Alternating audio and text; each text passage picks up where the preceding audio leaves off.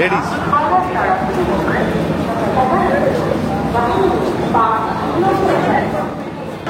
আমরা এখন রয়েছি ব্যান্ডেল লোকালে। ব্যান্ডেল লোকাল মানে যাচ্ছি আমরা চন্দননগর। আসলে চন্দননগরে এমন কিছু খাজানার মানে বলতে পারি অনেক প্রাচীন কিছু রহস্য, প্রাচীন কিছু ইতিহাস, যার সন্ধান পেতেই আজকে চন্দননগরে যাওয়া।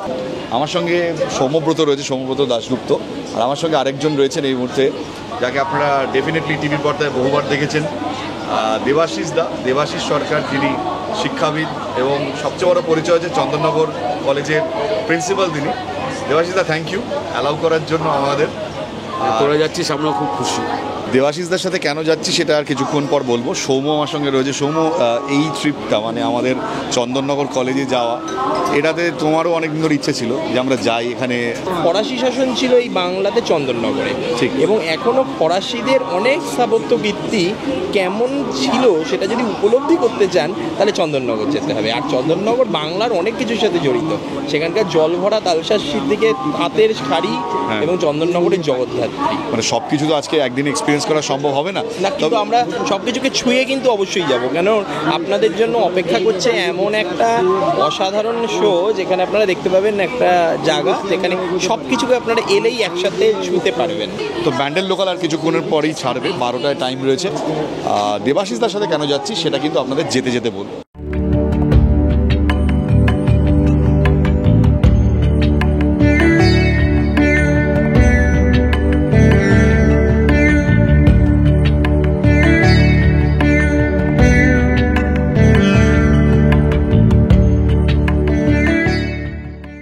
আমি ছোটোবেলা থেকে এই রুটে বহুবার এসেছি, মানে বর্ধমান, বিশেষ করে বর্ধমান রুটে শেওড়াফুলিতে একটা সময় খুব যেতাম।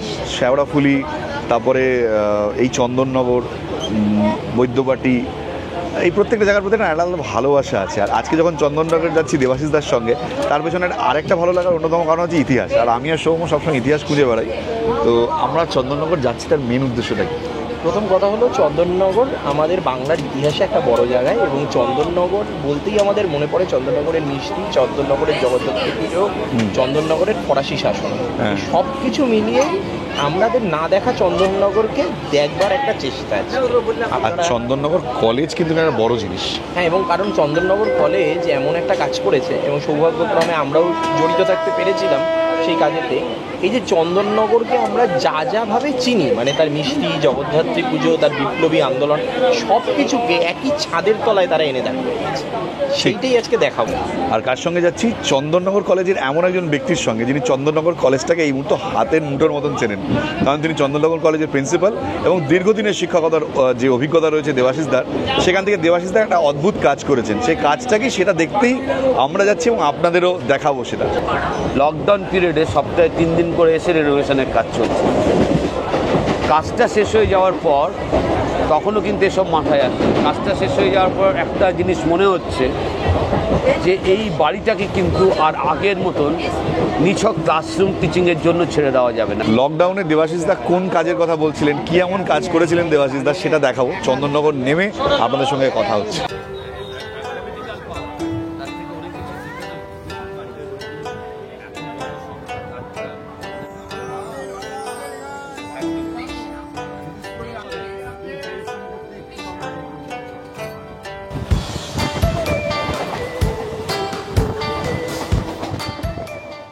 যে কোনো জার্নি আমাকে নস্টালজিক করে তোলে।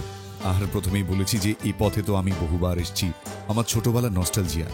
তবে অনেকেই হয়তো একটু অবাক হচ্ছেন যে আই এম বোস আজকে অনেকটা ভ্লগ ফরম্যাটে কেন। ভাবলাম একটু অন্যভাবে ইতিহাসকে আপনাদের সামনে তুলে নিয়ে আসি। চন্দননগর তো একটা যাত্রাই না, এবং সেখানে গিয়ে আপনাদের যা দেখাবো, দেখার পর অবশ্যই একটা অন্য জগতে নিজেকে ফিল করবেন। কথা রইল।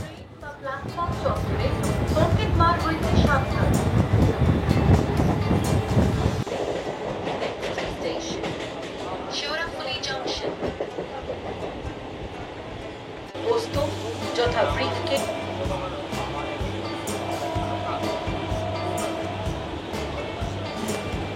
कोई भी लावारिस वस्तु जैसे ब्रीफकेस, बैग, थर्मस और ट्रांजिस्टर बम हो सकता है। চন্দননগর স্টেশনে এসে পৌঁছেছি। এবার দেবাশিসদা এখান থেকে আমাদের নিয়ে যাবে। আমরা কিসে যাবো দেবাশিসদা? এবার হেঁটে হেঁটে ফুড ছোট্ট আচ্ছা। ব্রিজ আছে, এটা পার হবো। ওকে। ও এবার ব্রিজটা টপকে ওই পারে গিয়ে আমরা অটো নিয়ে নেব। অটো না টোটো? টোটো আছে, অটো আছে। আমরা আচ্ছা। usually আমি একটা অটো রিজার্ভ নিয়ে নিই।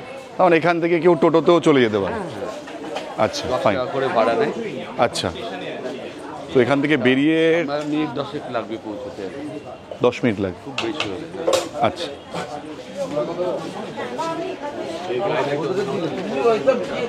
ওটা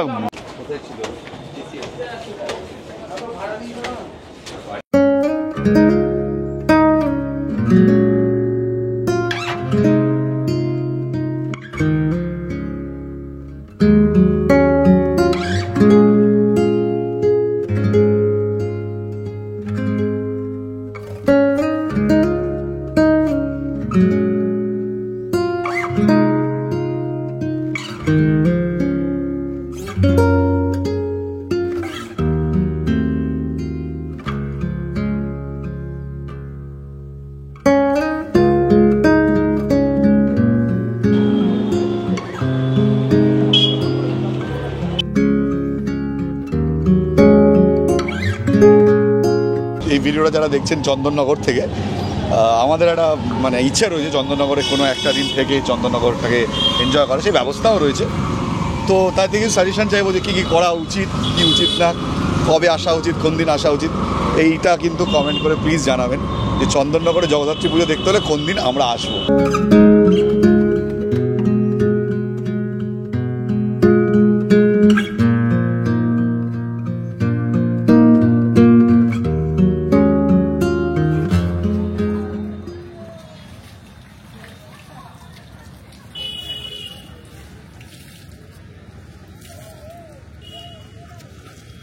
আমার পেছন দিয়ে যে এই নদীটা বয়ে যাচ্ছে ভাগীরথী হুগলি, মানে গঙ্গা বলি আমরা, এই গঙ্গার এই শাখা আজ থেকে হাজার হাজার কোটি কোটি বছর ধরে এইভাবে প্রবাহিত হচ্ছে। ভারতের ইতিহাসের এই গঙ্গার পাড়ের যে বিভিন্ন সময় একের পর এক উপনিবেশ গড়ে উঠেছিল, তার মধ্যে এই চন্দননগর যেখানে আমি দাঁড়িয়ে রয়েছি, চন্দননগর স্ট্যান্ড এটা, এখানে ফরাসি উপনিবেশ আপনারা জানেন যে বহু প্রাচীন সময় ধরে ফরাসিরা এখানে এসেছিলেন। ব্রিটিশরাও যখন এসেছিলেন এই ভারতে, ফরাসিরাও এসেছিলেন, এই চন্দননগরকে তাদের উপনিবেশ বানিয়েছিলেন তারা। আজকে যখন এই স্ট্যান্ডে দাঁড়িয়ে রয়েছি, এখানে চন্দননগরের এই স্ট্যান্ডের পাশে যত বিল্ডিং রয়েছে বেশিরভাগ বিল্ডিংই বহু প্রাচীন, মানে সেই সময়ের ফরাসিদের দ্বারা বানানো। এবং এই বিল্ডিংগুলোর মধ্যে বেশ কিছু বিল্ডিং রয়েছে যেগুলো হেরিটেজ তকমা পেয়েছে। যখন এই চন্দননগরের নদীর পাড় দিয়ে আপনারা কখনও যদি এখানে আসেন, হাঁটতে হাঁটতে যান, তখন চন্দননগর কলেজও দেখতে পারবেন, সেই লেখা চন্দননগর। আর এই চন্দননগর কেন বলা হয় আমি আপনাদের দেখাবো যে এই গঙ্গা যখন প্রবাহিত হচ্ছে, একটা পার্টে গিয়ে গঙ্গা এমন করে বাঁক নিয়েছে যে জায়গাটা থেকে দেখলে মনে হয় যেন অনেকটা চাঁদের মতন, এবং এই চাঁদের মতন হওয়ার কারণেই চন্দননগর নাম হয়েছিল। যদিও পরবর্তীকালে ব্রিটিশরা চন্দননগর বলেন এবং সেখান থেকে আমরা চন্দননগর এখনও বলে থাকি বা ব্যবহার করে থাকি। কিন্তু এই চন্দননগরের স্ট্যান্ডের পাশেই রয়েছে চন্দননগর কলেজ, যে কলেজের ইতিহাস কিন্তু অনেক প্রাচীন। আর এই কলেজের সঙ্গে যুক্ত রয়েছে ভারতের স্বাধীনতা সংগ্রামের বহু বিপ্লবীর নাম। আজকে চন্দননগর এসছি এই কারণে, চন্দননগর কলেজের ভেতরে গিয়ে আপনাদের দেখাবো যে একটি মিউজিয়াম তৈরি হয়েছে চন্দননগর কলেজের ভেতরে, যেখানে এই যে বিপ্লবী কার্যকলাপ চলেছিল, এই বিপ্লবী কার্যকলাপ কিভাবে চলতো এই চন্দননগরে, বিপ্লবীরা কেন এখানে তাদের একটা সেফ করিডোর বানাতে পেরেছিল, আজকে এই ভিডিওতে আমার সঙ্গে সৌম্য রয়েছে, দেবাশিস স্যার রয়েছেন। চলুন একটু চন্দননগর কলেজের ভেতরে যাই, গিয়ে দেখাই যে চন্দননগর কলেজের ভেতরের সেই রুমটা, যেটা একটা সময় চন্দননগর কলেজে এক্স্যাক্টলি যে কলেজটা ছিল সেই হেরিটেজ বিল্ডিংটা রয়েছে, তার মধ্যেই রয়েছে বিপ্লবীদের নানান কার্যকলাপ, যেখানে দেবাশিস স্যারের অবদান অনস্বীকার্য।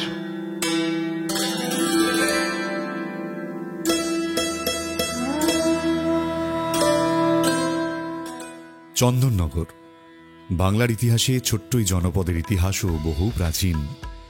একটা সময় ছিল যখন বাংলার সম্পদের টানে ছুটে আসা বহু ইউরোপীয় বণিকরা হুগলির বিভিন্ন জনপদে তাদের ঘাঁটি গড়ে তুলেছিল।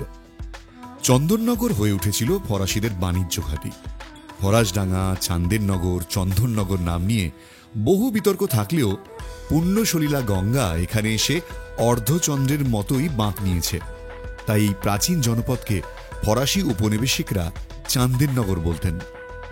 একসময় চন্দননগর ইংরেজ শাসিত কলকাতার সঙ্গে চুটিয়ে পাল্লা দিয়েছে। কলকাতার মতোই চন্দননগরেও আছে স্ট্যান্ড রোড, বড়বাজার, বাগবাজার, বউবাজার। ভারতের স্বাধীনতা আন্দোলনে ও বৈপ্লবিক সংগ্রামের ইতিহাসে হুগলির চন্দননগর একটি অতি গুরুত্বপূর্ণ স্থান। ফরাসি উপনিবেশ থাকার কারণে এখানে বাংলার বিপ্লবীরা আশ্রয় নিতেন। আর এই চন্দননগরের বিপ্লবী আন্দোলনের উষালগ্নের সঙ্গে জড়িয়ে আছে স্বামী বিবেকানন্দের নাম। বিবেকানন্দ ঘুমন্ত জাতিকে জাগ্রত করতে মাতৃমন্ত্রে দীক্ষা দিলেন। এই চন্দননগরের গঙ্গার উপর দিয়েই অস্ত্র এনে ভারতের মাটিতে বিপ্লবের স্বপ্ন দেখেছিলেন বিবেকানন্দ, এমনই গবেষকদের অভিমত। চন্দননগরের বিপ্লবী আন্দোলনের প্রথম অগ্নিস্ফুল্লিঙ্গ জ্বলে উঠেছিল প্রাচীন এই ডুপ্লে কলেজ বা বর্তমানের চন্দননগর কলেজে। সেই স্মৃতিকেই মানুষের সামনে অক্ষয় করে রাখতে কলেজ কর্তৃপক্ষ গড়ে তুলেছেন একটি ঐতিহাসিক মিউজিয়াম।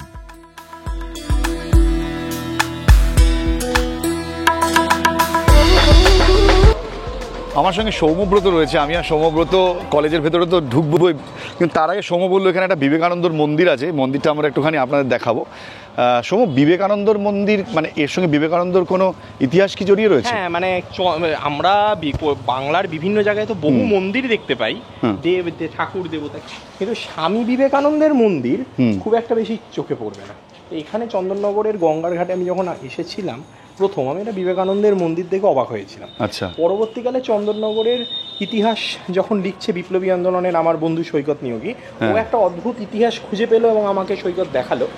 সেটা হচ্ছে ও দেখালো সিস্টার ক্রিস্টিন, স্বামী বিবেকানন্দের যিনি শিষ্যা, সিস্টার নিবেদিতার মতোই, তাকে স্বামীজি কিছু চিঠি দিয়েছিলেন এবং চিঠিগুলো পরবর্তীকালে উনি স্বামীজির মৃত্যুর পর পুড়িয়ে ফেলতে বাধ্য হয়েছিলেন, কারণ সেই চিঠিগুলোর মধ্যে ছিল স্বামী বিবেকানন্দ চন্দননগরের গঙ্গার ঘাটকে ব্যবহার করে এখানে অস্ত্র আনাচ্ছিলেন বাংলার বিপ্লবী আন্দোলনকে গড়ে তোলবার জন্য, এবং বিপ্লবীরা যাতে অস্ত্রের ব্যবহার করে।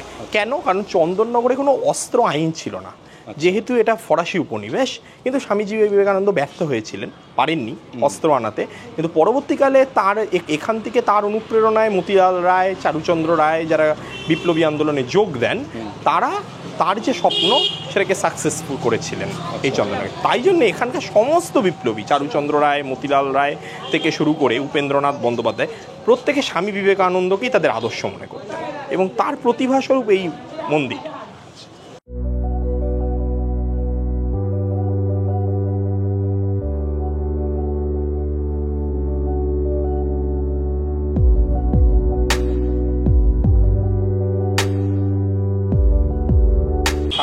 রাস্তাটা একটুখানি ক্রস করে নিয়ে এর উল্টো দিকে একটা বিল্ডিং, মানে এটাও হেরিটেজ নিশ্চয়ই। হ্যাঁ, এটা হচ্ছে ডুপ্লে মিউজিয়াম। এটাই ছিল চন্দননগরের যে প্রথম গভর্নর ডুপ্লে, তার বাড়ি, বসত বাড়ি। আচ্ছা, এই ডুপ্লের নামেই এই কলেজটা হয়েছিল, তাই? হ্যাঁ, এটাই ডুপ্লে মিউজিয়াম। এখন এটা খোলা হয়? হ্যাঁ, প্রতিদিন এখানে শুট টাইম দেওয়া আছে এবং এখানে সমস্ত যে ডুপ্লে সেই সময়কার ফরাসি ইয়েদের ব্যবহৃত সব জিনিসপত্র রাখা রয়েছে। আচ্ছা আচ্ছা, এই যে এটা কি মাতঙ্গিনী হাজরা? না, এটা চন্দননগরের একটা মানে ওই বিপ্লবী আন্দোলনের স্মরণে একটা তৈরি করা।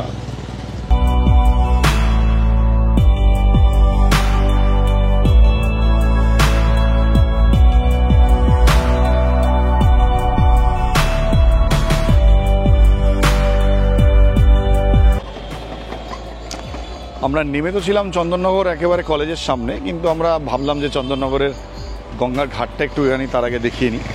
এদিকে রয়েছে চন্দননগর কলেজ, চার্চ, তাই তো? এটা চন্দননগর চার্চের দিকটা। আর এটা হচ্ছে শহীদ কানাইলাল দত্তের যে স্ট্যাচু।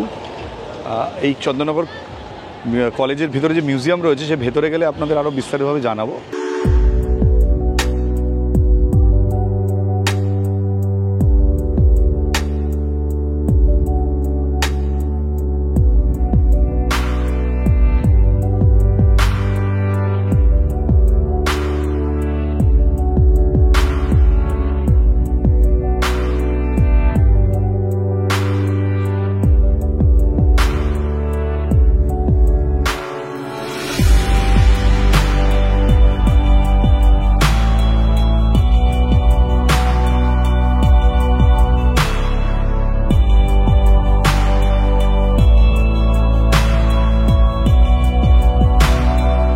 ফাইনালি চন্দননগর কলেজের ভেতরে যখন এলাম, তখন দেবাশিসদা আমার সামনেই রয়েছে। আমার সাথে দেবাশিসদা শুধু নেই, দেবাশিসদার কিছু চার সাথী, মানে যারা প্রাক্তনী এই কলেজের, তাদের সঙ্গে এরকম প্রথমত আলাপ করিয়ে দিই।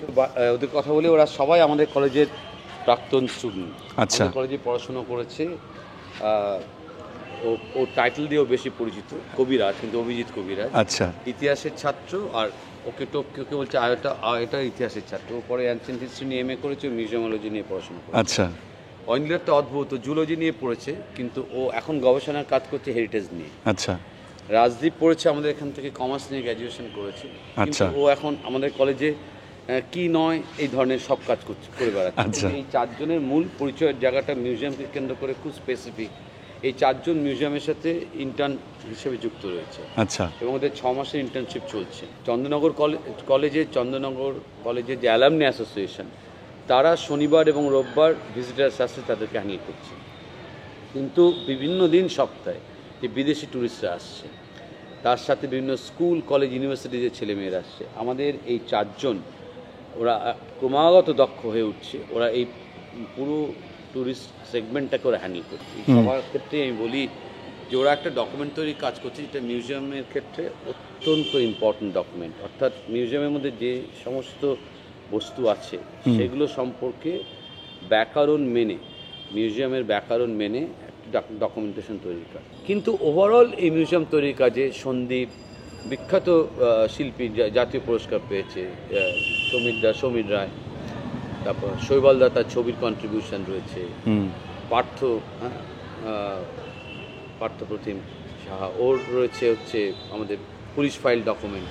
আর এই সৌম্যব্রত সৈকত, ওরা না থাকলে তো আমরা আর্কাইভ ডকুমেন্টকে অ্যাক্সেস করা এবং সেগুলোকে এই ইতিহাসের কথা বলতে গিয়ে যে তাকে অবস্থানে দাঁড়িয়ে থেকে জোরের সাথে বলা, এটা পারতামই।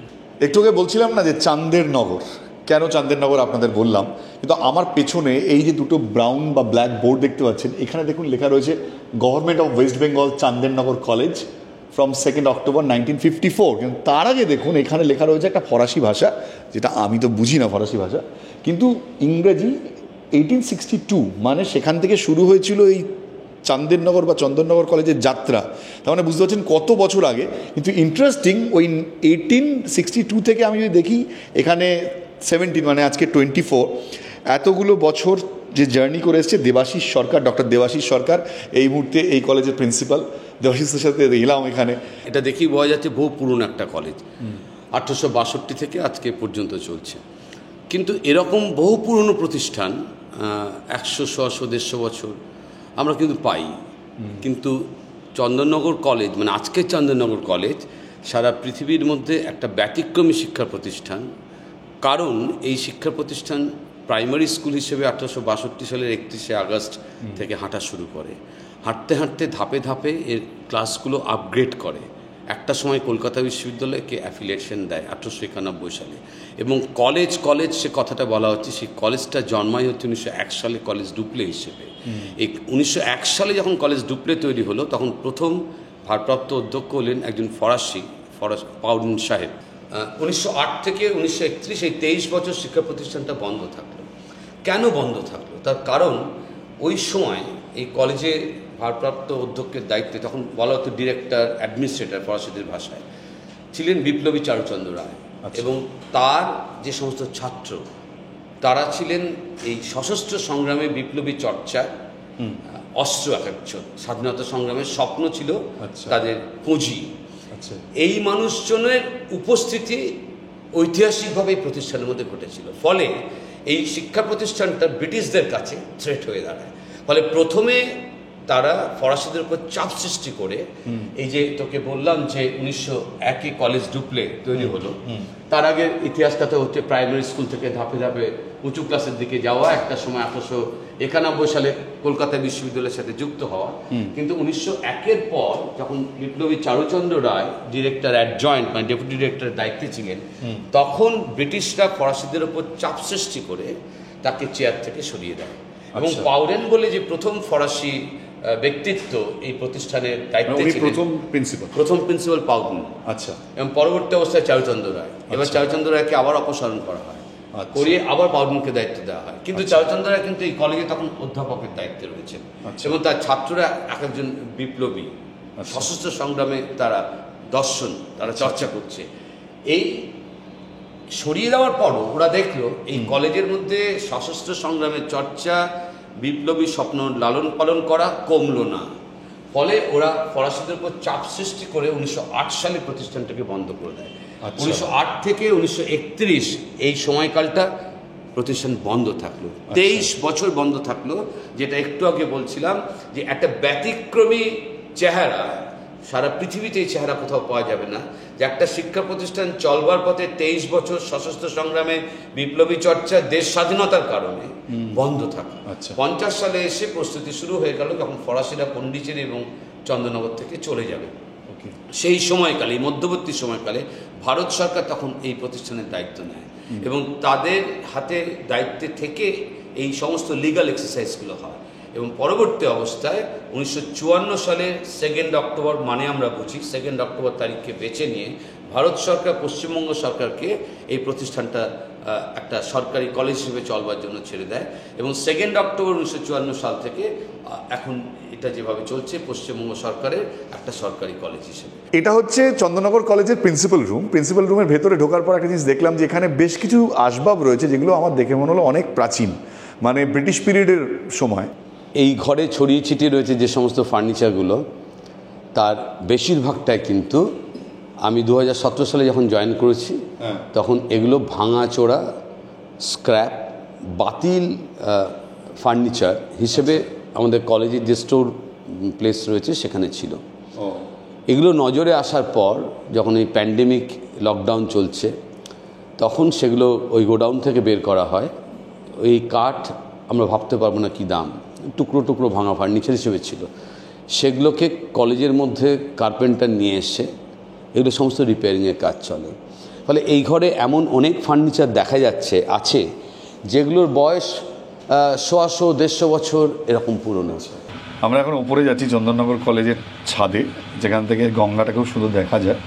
তো দেবাশিসদা আমাদের নিয়ে যাচ্ছে যে উপর থেকে গঙ্গা দেখতে ছাদে। আচ্ছা, এইখানে তুই আলোগুলো একটু জ্বালাবি। এই এটা ডিপার্টমেন্ট অফ বটানি, বটানি আর জুলজি, এই জিনিসগুলো কিন্তু খুব ভালো লাগবে। এগুলো একটু আলোগুলো জ্বালিয়ে দে। এগুলো কি সব রাজদীপ ওই জুলজিগুলো সব জ্বালিয়ে দে। এটা হচ্ছে মিউজিয়াম, মানে এই জুলজি বটানি ডিপার্টমেন্টে। আচ্ছা, কঙ্কাল একটা রয়েছে, ওটা তুই মজার মতো নিয়ে নিতে পারিস। বাবা, মানে এই ইনি কোনো সময় একজন ব্যক্তি ছিলেন? হ্যাঁ অবশ্যই। হ্যাঁ, ও মাই গড, ভাবুন, কল্পনা করুন যে এটা একজন ব্যক্তি ছিলেন। এর হিস্ট্রি কিন্তু আপনি পাবেন না, কারণ যখন কোনো শরীরকে দান করা হয় বা তখনকার দিনে সিস্টেম ছিল কিনা আমার জানা নেই। এটা ভাবলে খুব অবাক লাগে যে অ্যাকচুয়ালি আপনি এরকমই। বাইরে যতই সুন্দর সাজুন আর যতই আপনি পার্লারে যান, আপনি বিদেশ ঘুরুন, কোটি কোটি টাকা অর্থ উপার্জন করুন, ভেতরটা এরকমই ভয়ঙ্কর একটা খাঁচা। এই হচ্ছে চন্দননগর কলেজের ছাদ। এই ছাদ থেকেই অ্যাকচুয়ালি চন্দননগরের সেই নদীর বাঁকটা দেখাবো যেখান থেকে চন্দননগরের নাম চান্দেরনগর হয়েছিল।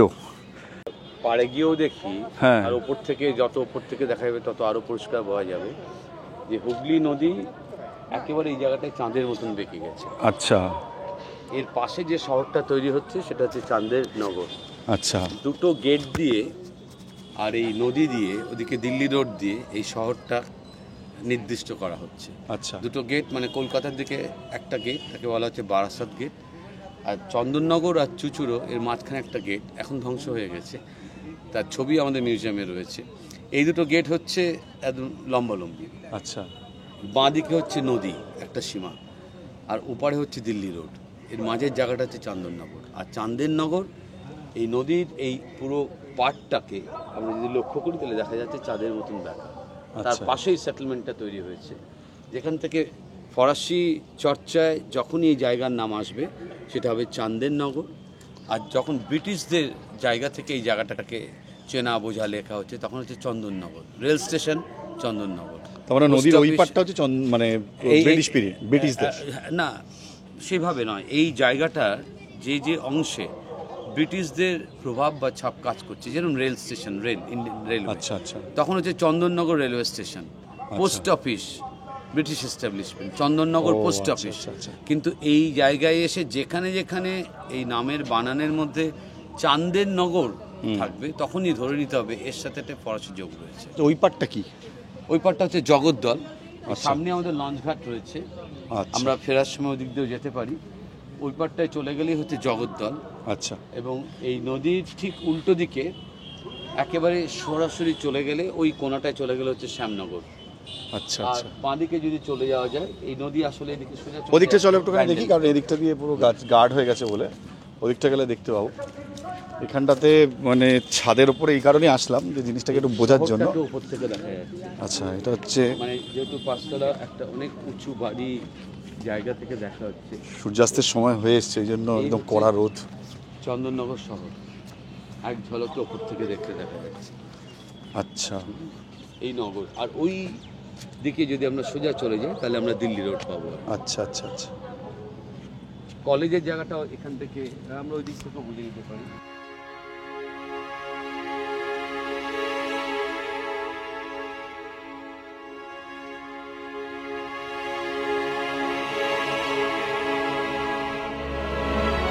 আচ্ছা, ওই বাড়িটাতে রবীন্দ্রনাথ এসেছিলেন তো? হ্যাঁ, এই যে ওটা রবীন্দ্র ভবন। জমিটা, এই ওই বাড়িটা। এখান থেকে যদি আমরা দেখি, হুম। এই যে রবীন্দ্র ভবন, মানে একদম স্ট্যান্ড রোডের সীমা থেকে শুরু করে শেষ পর্যন্ত এই জমিটা হুম। ওই জাহ্নবী নিবাস হিসেবে পরিচিত ছিল। তারা শিক্ষা দপ্তরকে জমিটা দান করে। আচ্ছা তার সামনের অংশটাতে কিন্তু রবীন্দ্র ভবন তৈরি হয়েছে। আচ্ছা আচ্ছা। যেহেতু রবীন্দ্রনাথ ঠাকুর ওইখানে যে বাড়ি ছিল সেই বাড়িতে একাধিকবার এসছেন, থেকেছেন, হুম। এবং জাহ্নবী নিবাস ছিল ওই বাড়িটার নাম, যে কারণে এই রবীন্দ্র ভবনের সামনে গেটে লেখা রয়েছে জাহ্নবী নিবাস। আচ্ছা। আর আমাদের যে সেকেন্ড ক্যাম্পাসটা অবশিষ্ট জমিতে তৈরি হয়েছে, হ্যাঁ। সেই কারণে সেকেন্ড ক্যাম্পাসের নাম আমাদের গুরুদেব ভবন ক্যাম্পাস।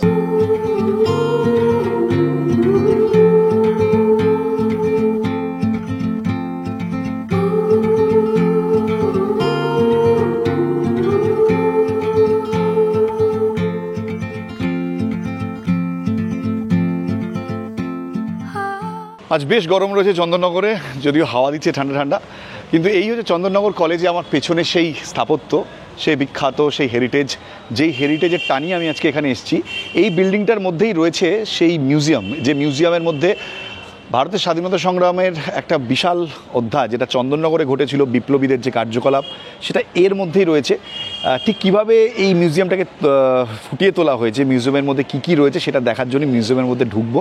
আপনাদের দেখাবো যে মিউজিয়ামের মধ্যে সেই সময়ের যে ইতিহাস, ভারতের স্বাধীনতা সংগ্রামে কীভাবে চন্দননগরকে ব্যবহার করেছিলেন বিপ্লবীরা, এর ভেতরে চলুন গিয়ে দেখি যে ঠিক কী কী রয়েছে, কীভাবে জিনিসটাকে সাজানো হয়েছে। আমরা যেটা দেখতে পাচ্ছি এটা আমাদের পুরনো রথের স্ট্রাকচার, মানে হ্যাঁ।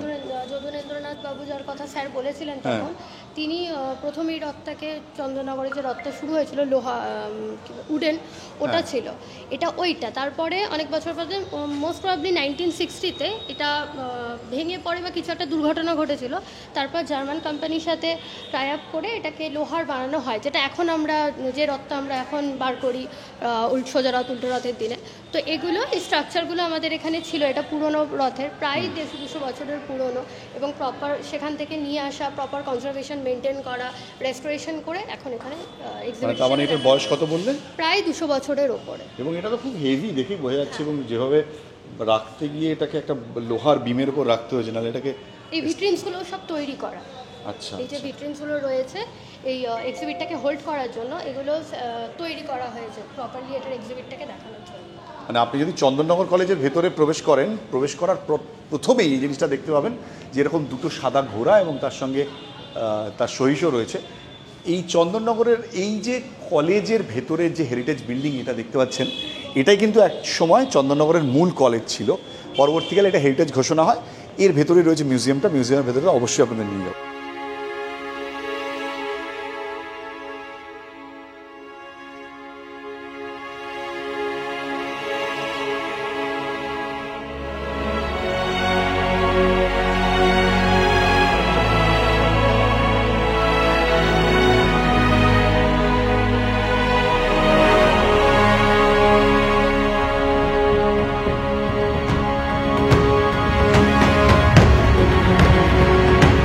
আমরা এখন মিউজিয়ামের ভেতরে যাচ্ছি। মিউজিয়ামের ভেতরে রাজদীপের সাথে আছে ওর নামটা কি?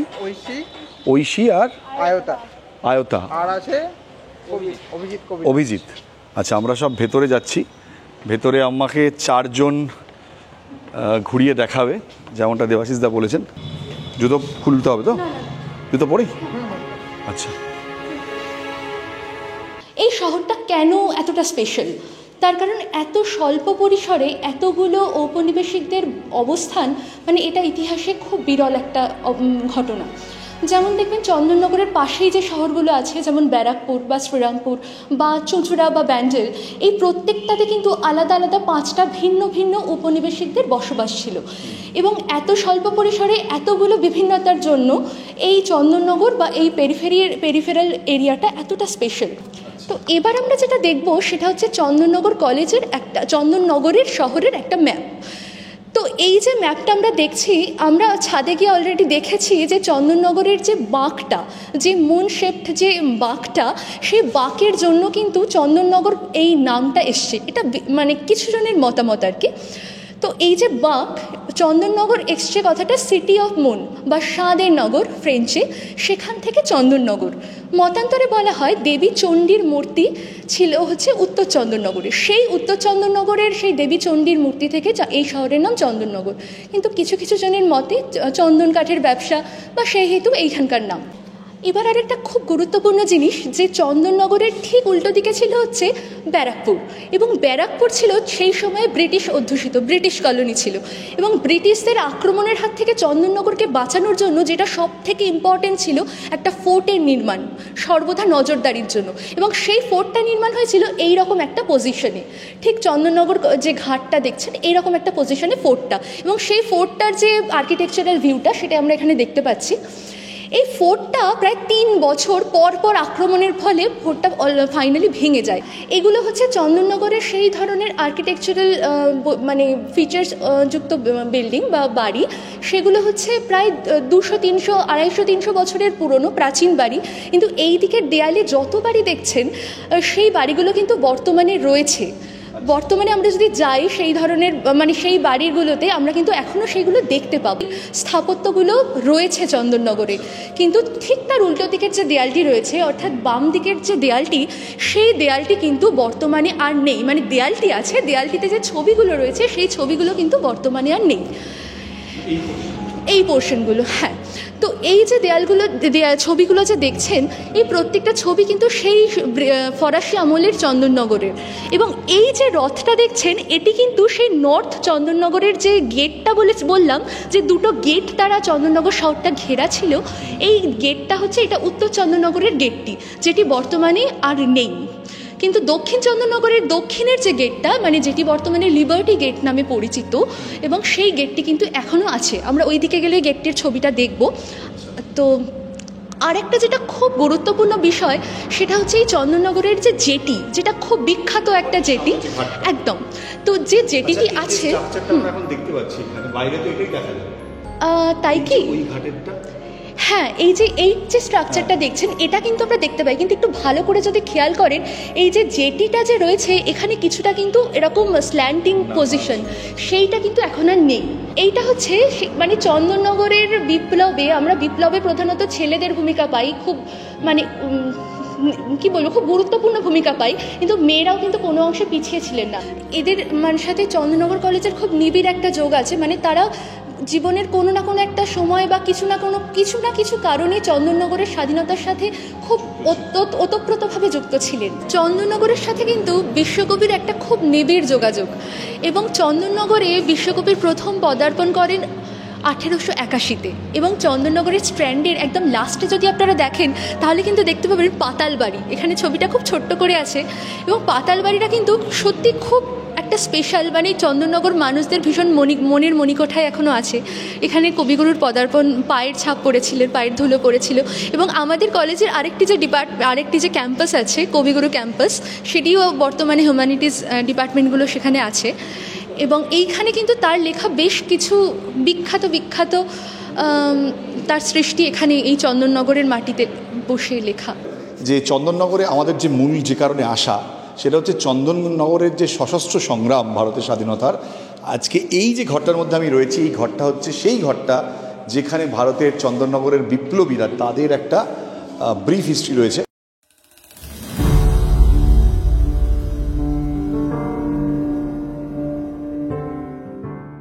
চন্দননগর কলেজের প্রথম ভারতীয় অধ্যক্ষ চারুচন্দ্র রায় ছিলেন বিপ্লব জাগরণের প্রাণপুরুষ।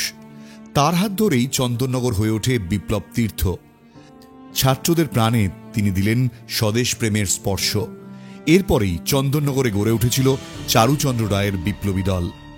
উপেন্দ্রনাথ বন্দ্যোপাধ্যায় গড়ে তোলেন বান্ধব সমিতি, মতিলাল রায় সৎপথালম্বী সম্প্রদায়।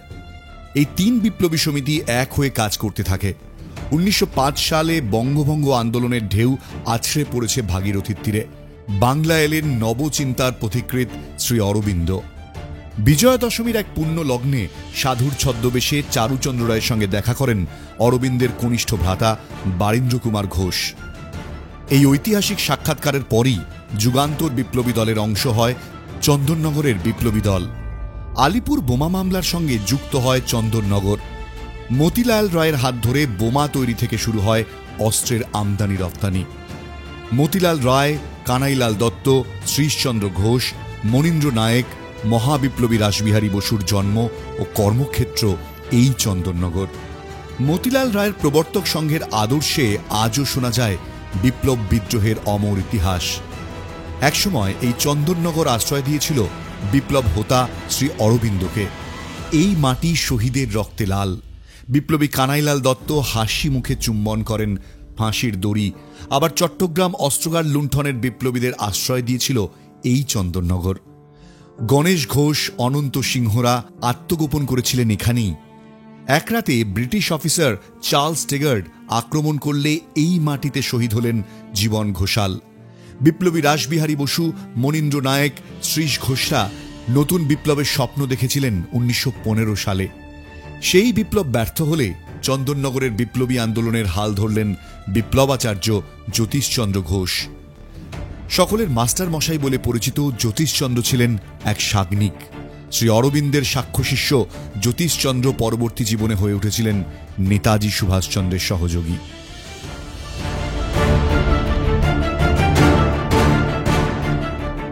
আপনি যদি এই মিউজিয়ামে আসেন তাহলে মূলত যারা একটুখানি ভারতের স্বাধীনতা সংগ্রাম বিপ্লব নিয়ে আরও বিস্তারিতভাবে জানতে চান তারা এই মিউজিয়ামে অবশ্যই আসতে পারেন। আমার চারিদিকটা এখানে বিপ্লবের যে অতীত স্মৃতি তা ছড়িয়ে ছিটিয়ে রয়েছে। এখানে যদি দেখাই জেলের মধ্যে থেকে বেরিয়ে থাকা দুটো হাত, এখানে একটা আমার পেছনে যেটা রয়েছে এটা একটা ফাঁসির মঞ্চ, এখানে একটা ফাঁসির মঞ্চ, প্লাস এখানে দেওয়াল থেকে বেরিয়ে আসা বিপ্লবী হাত। এ দেখুন, এটা অসাধারণ একটা দেয়াল থেকে বেরিয়ে এসে গুলি চালাচ্ছে। এরকম চারিদিকে বিপ্লবী কার্যকলাপ ছড়িয়ে ছিটিয়ে রয়েছে। একের পর এক বিপ্লবী মূর্তি যেমন রয়েছে কানাইলাল দত্ত, অরবিন্দ ঘোষ, শ্রীশচন্দ্র ঘোষ। আপনারা এখানে যদি আসেন, এখানে এলে কিন্তু নিজের মতন করে বিপ্লবী চিন্তাধারা যদি আপনাদের মনে হয় কোথাও একটু জানার চেষ্টা রয়েছে, আরও অনেক পড়তে চান, তাহলে এখানে এই যে চন্দননগরের বিপ্লবীরা এখানে আলাদা করে লেখা রয়েছে, প্রত্যেকের জীবন কাহিনী লেখা রয়েছে। আপনি একজন শিল্পী হিসেবে কাজ তো করেন, কিন্তু বিপ্লবীদের নিয়ে এরকম একটা ঘর তৈরি করতে গিয়ে আলাদা কোনো ফিলিংস ছিল?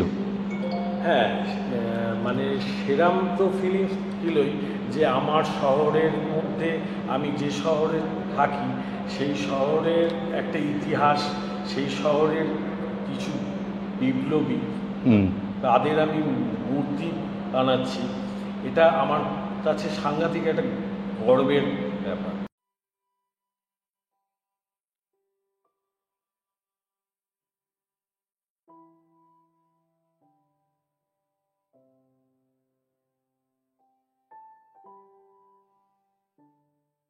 এখানে আমরা যেটা দেখতে পাচ্ছি এটা হচ্ছে আমাদের কলেজের মডেলটা। এখানে মেন আছে, এইটা হচ্ছে আমাদের অ্যাডমিনিস্ট্রেটিভ বিল্ডিং, যেখানে আমাদের কলেজের অফিস আছে। এই ছাদটাতে উঠেছিলাম তো? হ্যাঁ, এই ছাদে আমরা উঠেছিলাম। এখান থেকেই আমরা গঙ্গার ভিউটা দেখলাম সম্পূর্ণ। এটা হচ্ছে সামনের দিক। হ্যাঁ, এটা হচ্ছে কলেজের মেন এন্ট্রান্স। এটা আমাদের কলেজের দ্বিতীয় ক্যাম্পাস, যেটার নাম হচ্ছে গুরুদেব ভবন। কলেজ ক্যান্টিন থেকে শুরু করে সব আর্ট সেকশনগুলো সব কটা মোটামুটি এখানে আছে। ইনডোর গেমস থেকে শুরু করে ইউনিয়ন রুম, জিম, কলেজের জিম সেটাও এখানে রয়েছে। ছবিগুলো আমরা দেখতে পাচ্ছি, এই ছবিগুলো বিপ্লবী চারুচন্দ্র রায় নিজের তোলা ছবি। সেই ছবিগুলো এখানে জাস্ট একটা রেপ্লিকা রাখা রয়েছে।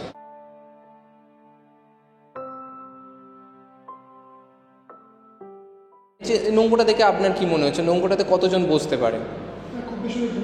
দুজন কি তিনজন, ওর থেকে বেশি না। কারণ এখানে তো হচ্ছে এক বিপ্লবী তীর্থ চন্দননগর, যেহেতু এখান থেকে বিপ্লবীরা আসতেন আর পালিয়ে যাওয়ার জন্য খুব শর্টকাটে গঙ্গা পার করার জন্যই হচ্ছে এই নৌকো। এখানেতে চন্দননগরে অনেক তাঁতিরা থাকতেন। চন্দননগরের তাঁতিরা এখানে অনেক সুতির বস্ত্র তৈরি করতেন, যেমন গামছা, ধুতি, শাড়ি ইত্যাদি নানা রকমের। আমরা জানি মোহনবাগান ক্লাব আমাদের বাংলার একটা গর্ব। তো এখানেতে চন্দননগরে মোহনবাগান ক্লাবেরও আগে একটা ক্লাব, ফুটবল ক্লাব ছিল, যেটার আমরা ইতিহাস পাই। তারই কিছু ইলাস্ট্রেশন আর হিস্ট্রিকে নিয়ে আমরা Chandannagar football club, Chandannagar football club. হ্যাঁ, ইন্দো ফ্রেঞ্চ আর্কিটেকচারকে ফলো করেছে, বাট পুরোপুরি কিন্তু ফ্রেঞ্চ আর্কিটেকচার নয়। কারণ যদি আমরা দেখি এখানকার এলিমেন্টসগুলোকে, এই থামগুলো জোড়ায় আছে। নর্মালি যদি আমরা দেখি তাহলে দেখা যায় একটা থাম থাকে, আচ্ছা, জোড়ায় জোড়ায় কলম কিন্তু থাকে না।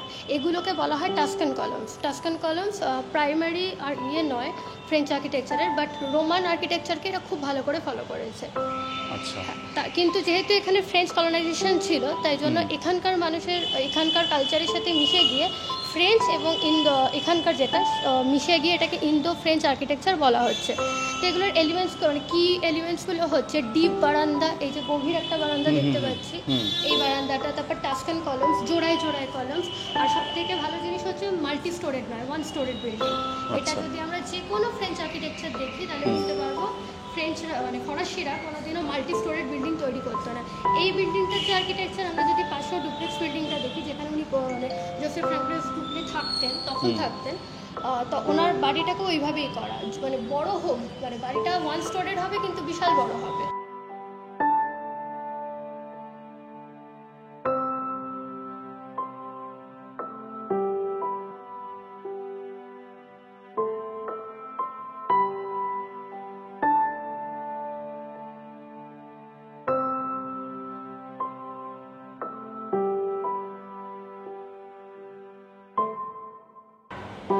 আমার পিছনে যখন আপনি এটা দেখছেন, দেখে মনে হতে পারে কোনো দুর্গাপুজোর প্যান্ডেল। এত সুন্দর একটা হেরিটেজ বিল্ডিং যেটাকে সাজানো হয়েছে চন্দননগর কলেজের পক্ষ থেকে। এই পুরনো বিল্ডিংটাই, যেটা বলছিলাম বারবার, এটাই চন্দননগরের পুরনো সেই কলেজ যেটা ফরাসিরা বানিয়েছিলেন। আর এই হেরিটেজ যদি আপনি সচক্ষে দেখতে চান, তাহলে চন্দননগরে আসতেই পারেন, চন্দননগর কলেজে আসতেই পারেন। দু ধরনের টাইমিং রয়েছে। গরমকালে এলে 5টা থেকে 7টা এবং শীতকালে 4টে থেকে 6টা। শনি এবং রবিবার খোলা থাকে সাধারণের জন্য। আর দর্শকদের দেখার জন্য এই সমস্ত বিষয়টি পরিচালনা করে চন্দননগর কলেজ অ্যালুমিনি অ্যাসোসিয়েশন। আজকে সারাদিন ঘুরলি, কলেজ যে কাটালি, তোকে কলেজের তরফ থেকে আমরা এই বইটা দিচ্ছি। Thank you. যে কোথায় কোথায় পাওয়া যাচ্ছে, অ্যামাজনে পাওয়া যাচ্ছে। আপনারা যে অনলাইনে এখন বেশিরভাগ লোক বই কেনেন, তাহলে অনলাইন অ্যামাজন থেকে বইটা পেয়ে যাবেন। কলেজ ঢুকলে টু চন্দননগর কলেজ। এই জার্নিটা আপনারা ডেফিনেটলি বই থেকে আরও বেশি বিস্তারিত জানতে পারবেন। আর চন্দননগর কলেজে আসলে তো এখানে সরাসরি দেখতে হবে। Thank you. Thank you. তোকে সারাদিন যে কাটিয়ে তার জন্য শুধুমাত্র ভারতের স্বাধীনতার ইতিহাস নয়, ভারতের ইতিহাসের এক টুকরো আপনাদের জন্য রাখলাম। যদি আপনারা সচক্ষে দেখতে চান বা জানতে চান, পড়তে চান, চলে আসতেই পারেন চন্দননগর কলেজে। যাই হোক, এবার রাত নেমেছে, আমাকেও তো বাড়ি ফিরতে হবে। গঙ্গা পেরিয়ে উল্টো দিকে গেলাম, সেখান থেকে শ্যামনগর স্টেশন। রাত প্রায় 8টা বাজে। শ্যামনগর স্টেশন, জানি না কোন ট্রেন আসছে, কৃষ্ণনগর লোকাল আসছে, দেবাশিসদা বলছে। যাক, ভিডিওটা আমি এখানে শেষ করছি। সারাদিনের ক্লান্তির পর চন্দননগরের এই যে ইতিহাস, চন্দননগর কলেজ, সব মিলে কেমন লাগলো প্লিজ ভিডিওটাতে জানাতে ভুলবেন না। এই ভিডিওটা একটা অনেক দিন ধরে করার ইচ্ছে ছিল, আপনাদের জানানোর ইচ্ছে ছিল। এই চন্দননগর কলেজে আপনারা আসুন, এই মিউজিয়ামটা দেখুন। দেবাশিসদার দীর্ঘদিনের প্রচেষ্টা, বিশেষ করে শুধু দেবাশিসদা না, যারা এই প্রজেক্টের সঙ্গে যুক্ত ছিল, সৌম্যব্রতও ছিল, এবং প্রচুর মানুষ, এবং বিশেষ করে চন্দননগরের এখন যারা প্রাক্তনী রয়েছে তারাও অনেক উৎসাহী, আমি যেমনটা দেখলাম। তো সাধারণ মানুষ এখানে আসবেন, দেখবেন, এটাই আমার উদ্দেশ্য ছিল। তাই ভিডিওটা কেমন লাগলো প্লিজ কমেন্ট করে একটুখানি আমাকে জানাতে ভুলবেন না। আর এই ভিডিওটা যদি মনে হয় প্রচুর মানুষের মধ্যে শেয়ার করে জানানোর, মানে আদার্সদেরও জানাবেন, তাহলে প্লিজ জানাতে পারেন। দেখা হবে আবারও এরকম অনেক অন্য ধরনের একটু ভিডিও, অ্যাম্বোস যেরকম ভিডিও করে তার বাইরে গিয়ে কিছু চিন্তাভাবনা থাকলো। আর দেবাশিসদা, তোমাকে ধন্যবাদ। সারাদিনের ক্লান্তিতে তুমি আমার সঙ্গী না হলে সম্ভব ছিল না। সৌম্যব্রত, এবং তুই সারাদিন হ্যাঁ কলকাতা থেকে শুরু করেছিলিস, আবার রাত থেকে কলকাতায় ঢুকবি আর কি। ঠিক।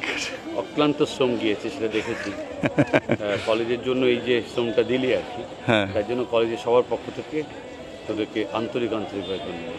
Thank you. এখন ট্রেন আসবে, ট্রেন আসলেই উঠবো আমরা, এখান থেকে দমদম যাব, দমদম থেকে মেট্রো করে বাড়ি।